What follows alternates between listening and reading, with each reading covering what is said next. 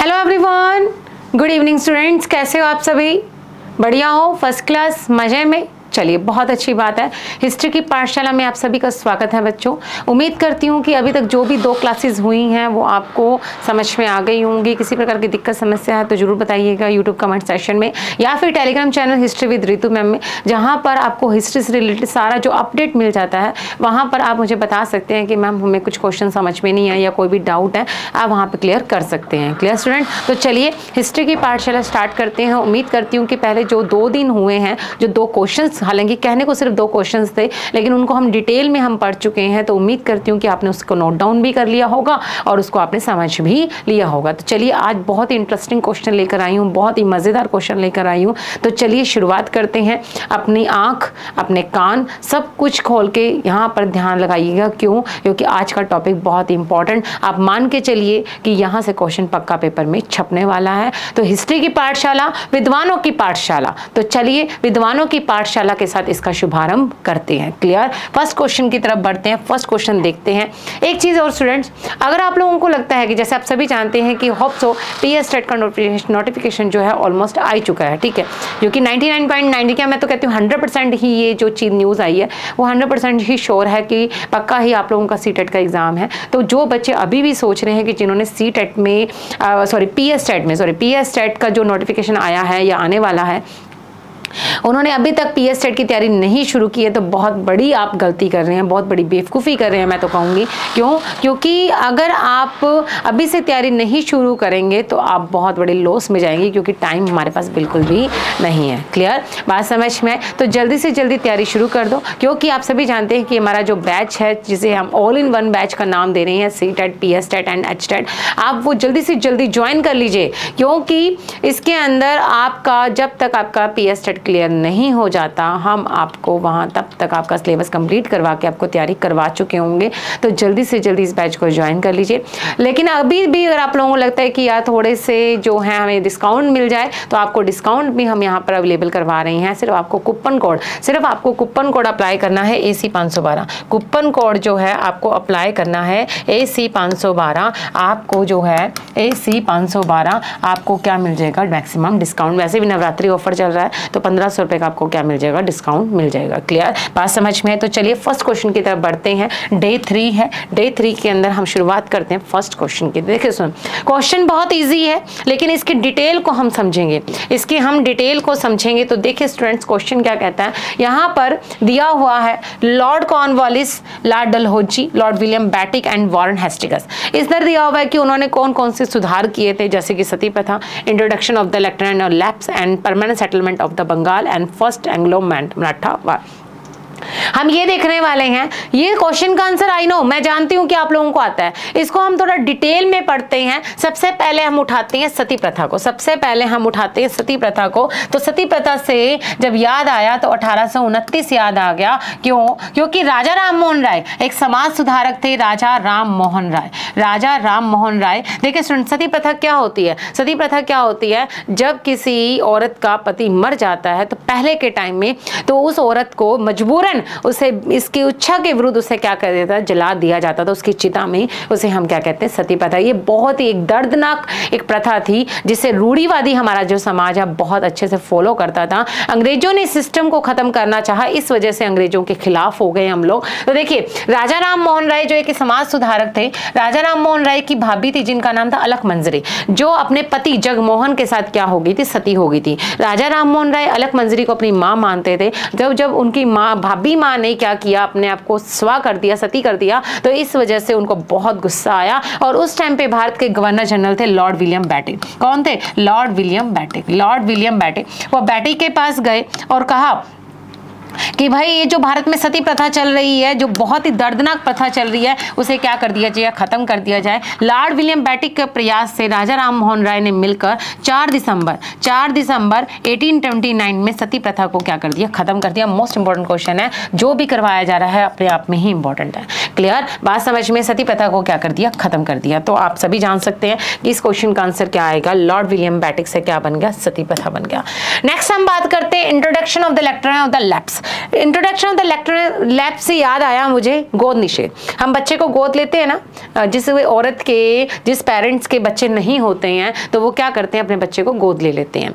Lord Dalhousie और British सरकार ने, ईस्ट इंडिया कंपनी ने एक रूल लगाया जिसे हम गोद निषेध प्रथा या लैप्स की पॉलिसी कहते हैं, जिसके अंदर अगर मान लीजिए किसी राजा का पुत्र नहीं है, किसी राजा का पुत्र नहीं है, तो आप किसी दूसरे राजा के बच्चे को गोद नहीं ले सकते हो। अगर राजा गद्दी पर बैठने के लायक नहीं है, उसमें वो कैलिबर, वो कैपेबल नहीं है गद्दी पर बैठने के लिए, तो भी आप किसी को गोद नहीं ले सकते हो। तो जब आप गोद नहीं ले सकते हो तो आपका जो एडमिनिस्ट्रेशन है, आपका जो एम्पायर है, वो सीधा किसके हाथों में चला जाएगा, अंग्रेजों के हाथों में चला जाएगा। आपको मैं बता दूं 1857 की जो क्रांति हुई थी, रिवोल्ट ऑफ 1857 हुआ था, उसका मेन कारण ही क्या था, लैप्स की पॉलिसी थी। उसका मेन कारण ही क्या था, गोद निषेध प्रथा था। क्यों? क्योंकि जितने भी राज्य देख लो इसमें शामिल हुए हैं, झांसी है, सतारा है, नागपुर, वो सारे किस वजह से शामिल हुए हैं, क्योंकि उनको गोद लेने का अधिकार नहीं था। क्लियर? बात समझ में आई? और ये किसने लागू की थी? डलहौजी ने। किसने लागू की थी? डलहौजी ने। डलहौजी ने क्या किया था, याद रखिएगा, मैंने आप लोगों को बहुत बार ट्रिक बताई हुई है कि सितार जरा संभल कर बजा, सितार जरा संभल कर बजा, सितार जरा संभल कर बजा, सितार जरा संभल कर बजा, उदय को खांसी ना आ जाए, उदय को खांसी ना आ जाए, सितार जरा संभल कर बजा, उदय को खांसी ना आ जाए, उदय को खांसी ना आ जाए, उदय को खांसी ना आ जाए। क्लियर? बात समझ में आई? तो सितार से क्या बन गया? सितारा। सितार से क्या बन गया? सितारा। जरा से आपका क्या बन गया? जैतपुर। और सितारा, जरा से आपका क्या बन गया? जैतपुर। और संभल से आपका क्या बन गया? संभलपुर। उदय से आपका क्या बन गया? उदयपुर।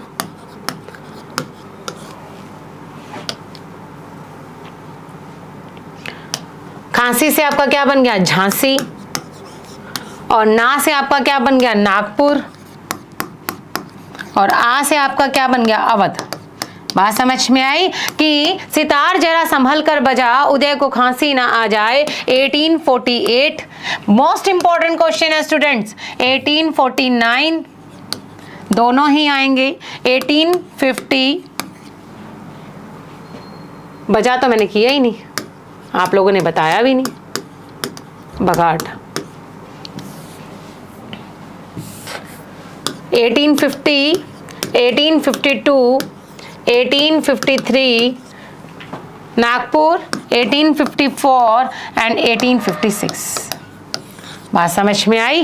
क्लियर है? तो देखो कितना अच्छा मतलब ट्रिक बन गई, और आप जिंदगी में कभी नहीं भूलोगे कि सितार जरा संभल कर बजा, उदय को खांसी ना आ जाए। तो ये क्या है? डलहौजी की नीति है। क्या है ये? डलहौजी की नीति है। तो सती प्रथा हो गई, लेफ्टिनेंट लैप्स हो गया। अब आपका क्या बचा है? Permanent settlement of Bengal. Permanent settlement of Bengal, जिसे आप क्या कहते हो? स्थायी बंदोबस्त कहते हो। क्या कहते हो? स्थायी बंदोबस्त कहते हैं। देखिए स्टूडेंट, जब हमारे देश में अंग्रेज आए थे तो अंग्रेजों ने भूमि से रिलेटेड कुछ नए सिस्टम्स को लागू किया था, जिसमें सबसे पहले उन्होंने किसको लागू किया था? परमानेंट सिस्टम को। किसको लागू किया था? परमानेंट सिस्टम को। ध्यान से समझिएगा परमानेंट सिस्टम होता क्या है।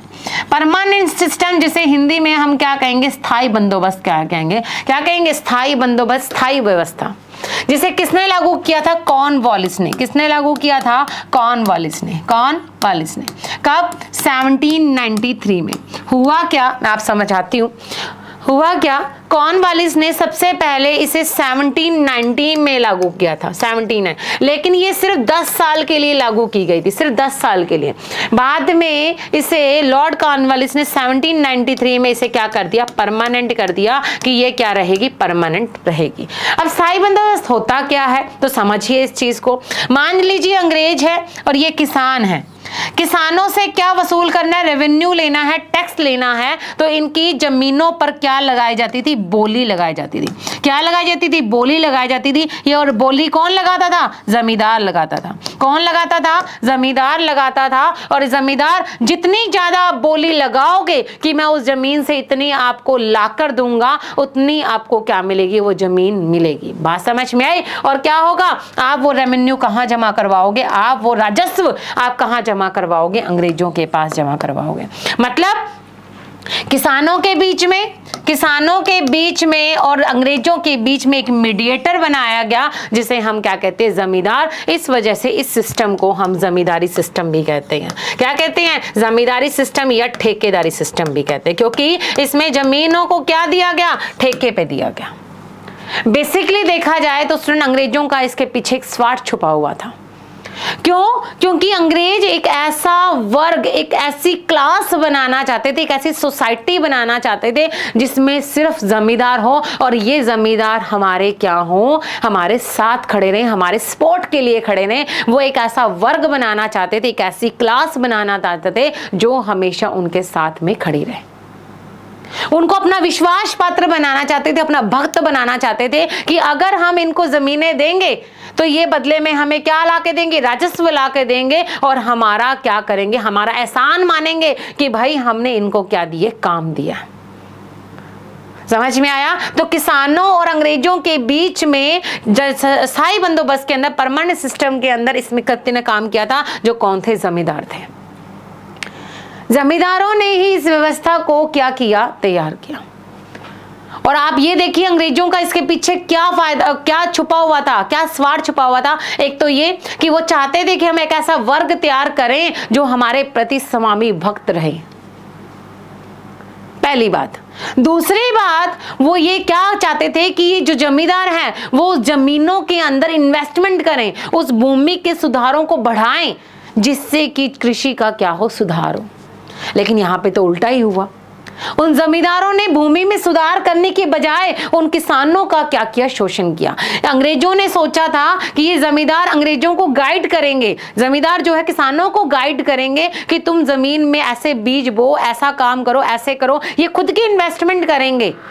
लेकिन यहां पर तो उल्टा हुआ। इन जमींदारों ने क्या किया? अंग्रेजों का क्या किया? सॉरी, किसानों का क्या किया? शोषण किया। बात समझ में आई? तो इस परमानेंट सेटलमेंट के पीछे अंग्रेजों का एक स्वार्थ था कि वो जमींदारों का एक क्लास, एक सोसाइटी बनाना चाहते थे जो उनके प्रति क्या रहे? स्वामी भक्त रहे, और वो जमीनों में क्या करें? निवेश, इन्वेस्टमेंट करें, जिससे कि कृषि में क्या हो? सुधार हो।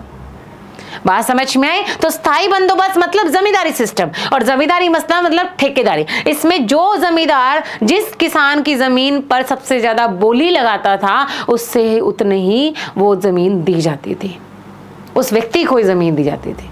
लेकिन इनके साथ में भी ये डिसाइड होता था कि आप लोगों को इस दिन, इस समय आपको टैक्स, इतना रेवेन्यू, इतना राजस्व आपको लाकर देना ही पड़ेगा।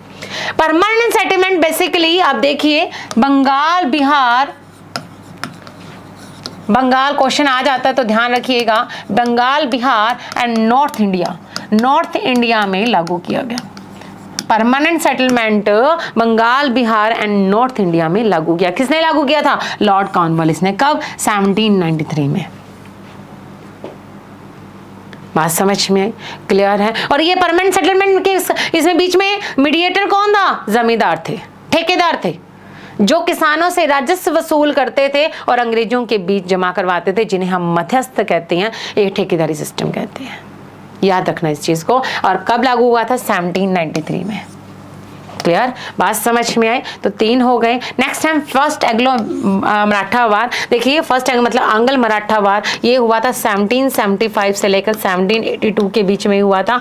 इनके बीच में ये खत्म कैसे हुआ? इसमें एक सालबाई की संधि हुई थी, ट्रीटी हुई थी सालबाई की एक ट्रीटी हुई थी अंग्रेजों के साथ मराठों की, जिसके अंदर वारन हेस्टिंग्स ने, किसने? वारन हेस्टिंग्स ने फर्स्ट आंग्ल मराठावाद को क्या कर दिया? खत्म कर दिया। क्लियर? बात समझ में? तो कॉर्नवालिस क्या आ गया? Permanent settlement. Most important question है, ध्यान रखिएगा। क्वेश्चन सिर्फ एक क्वेश्चन ही है, लेकिन इसको हमने कितने डिटेल से समझा, आप इस चीज पे गौर फरमाइएगा। क्लियर?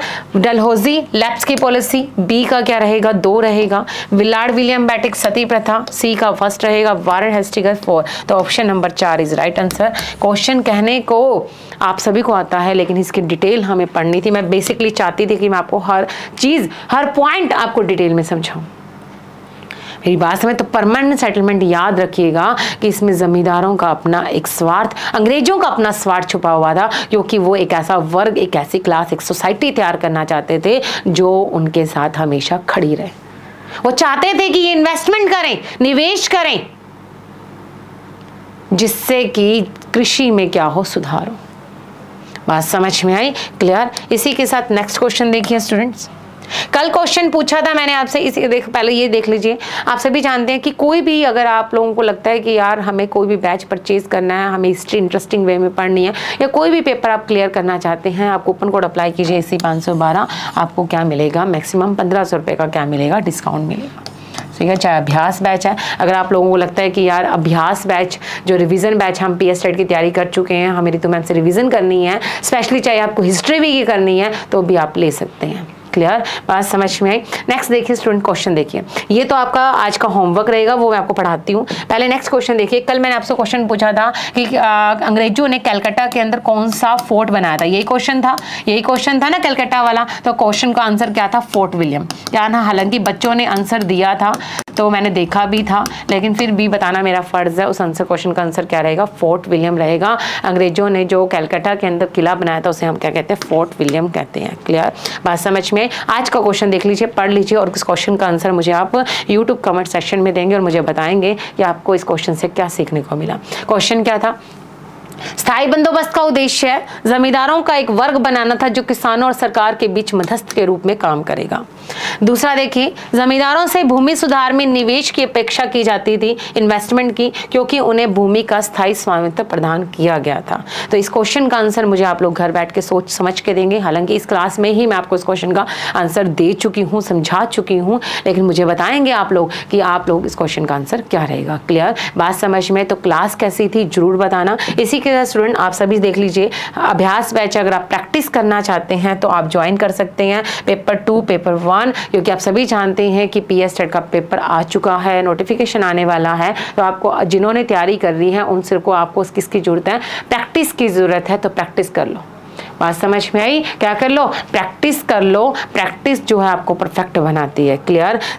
बात समझ में आई? इसके अलावा स्टूडेंट आप सभी को बता दूं, 2:30 बजे हिस्ट्री का एक MCQ सेशन होता है, जिसके अंदर हम संकल्प लेते हैं कि हम पेपर को पास करेंगे। कूपन कोड लगाइए AC 512, हर बैच पे डिस्काउंट, प्लस ऋतु मैम की गाइडेंस एंड मोटिवेशन को पाइए। इसी के साथ स्टूडेंट मैं आपसे पूछना चाहूंगी, जो मैंने कल मोटिवेशन वीडियो अपलोड करवाया था, होप सो आपको उससे मोटिवेशन मिला होगा, कुछ तो आपको लगा होगा लाइफ के अंदर हमें चेंज करना चाहिए। तो चलिए आज की क्लास को यहीं इजाज़त चाहूँगी। जरूर बताइएगा कि क्लास कैसी थी, कैसा एक्सपीरियंस रहा, हिस्ट्री की पाठशाला में आपको कैसा लगता है। क्या होता है, आप लोगों जैसे हम आप लोगों को मोटिवेट करते हैं ना, हमें भी आप बताए कि मैम जो क्लास करवा रहे हो बहुत मज़ा आ रहा है, या आप लोग कैसा लेवल चाहते हो, इससे भी लेवल मतलब जो है आपको लेवल पसंद आ रहा है कि नहीं आ रहा, जरूर बताइएगा। तो चलिए आज के लिए इतना ही। Thank you so much. Good night, शुभ रात्रि, शुभ कैस, स्वीट ड्रीम्स बच्चों। Thank you so much.